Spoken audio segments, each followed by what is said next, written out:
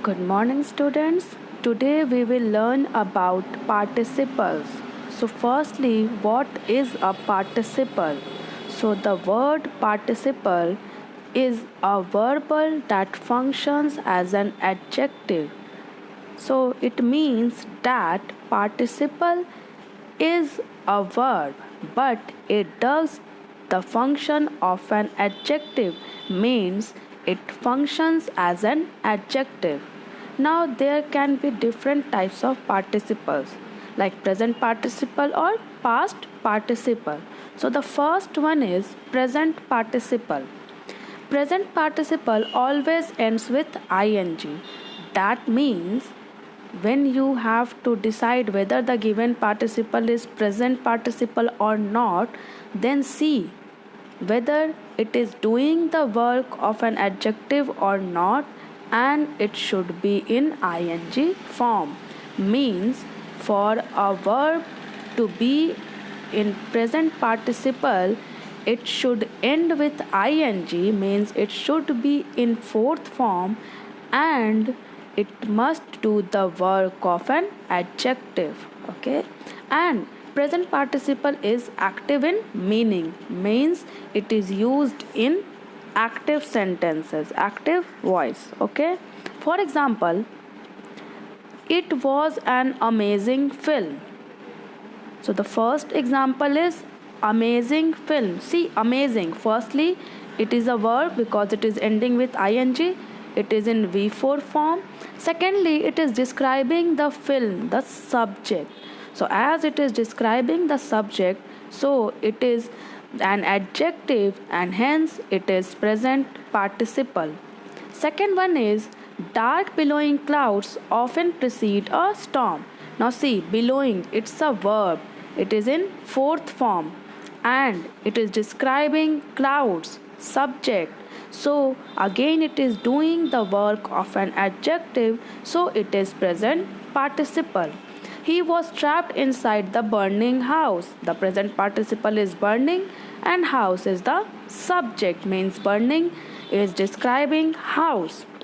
Next, many of his paintings show the setting sun. Now, the word setting is describing sun. That's why it is a participle. It is a present participle. Okay. Now, the second one. Second one is past participle. So, past participle usually ends with ed, d, t, en, or n. That means past participles are those verbs which are in third form.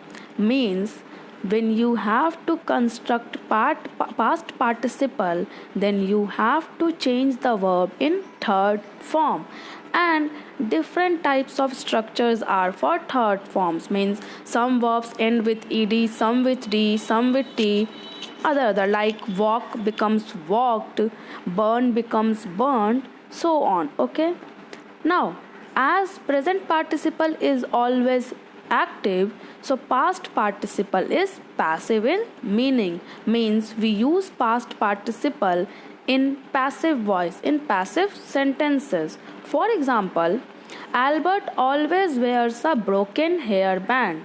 Now see, the subject is hairband. Okay, it is noun, and the word that is describing means what kind of hairband. So broken hairband means it is describing the noun, and as it is describing the noun, it is doing the work of an adjective, but it is a verb, so it is past participle. So it is past participle, means as I said that verbs doing the work of adjective are called participles, and it is in third form, so it is past participle.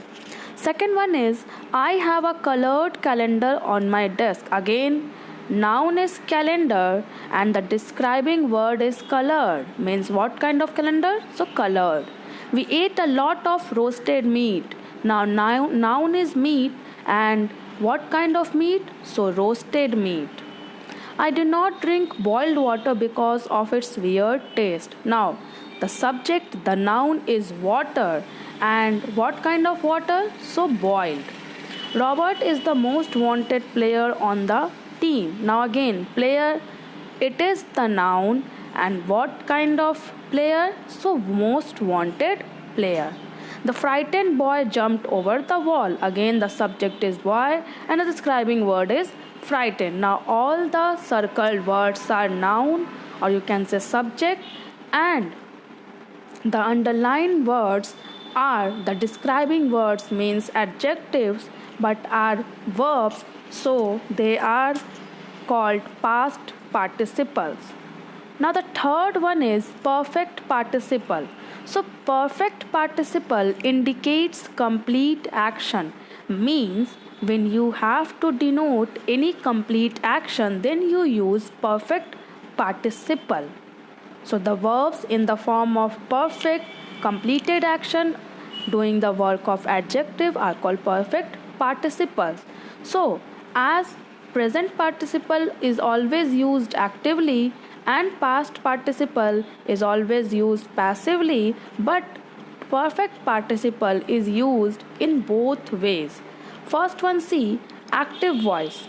So in active voice, whenever you have to use past perfect participle, then you will construct like this, means having plus v3, means whenever you have to construct a sentence using perfect participle of active voice, then write the verb in third form and add having just before it.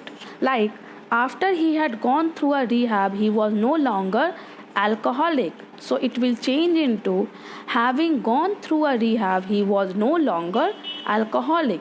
So the verb gone is in third form and having.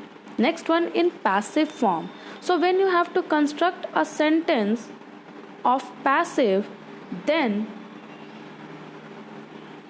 you need to write like this, having been plus v3, means you have to add been between having and v3. So she trusted no one after she had been betrayed by her friend. It will be changed into having been betrayed by her friend, she trusted no one. So saw the structure in active voice having plus v3 and in passive voice having been plus v3. Now we will look at few more examples of perfect participle. The mangled pair of sunglasses, bruised face, broken arm, and bleeding knees meant Granny and taken another spill on his mountain bike. Now see, these are the examples of participles. So, firstly, see, mangled pair of sunglasses. What kind of sunglasses? Mangled. Next, bruised. What kind of face? Bruised. Then, what kind of knees? Bleeding. Okay, so we got the answer. Which pair of sunglasses? The mangled pair. Which face? The bruised face. Which arm? The broken arm. Which knees? The bleeding ones.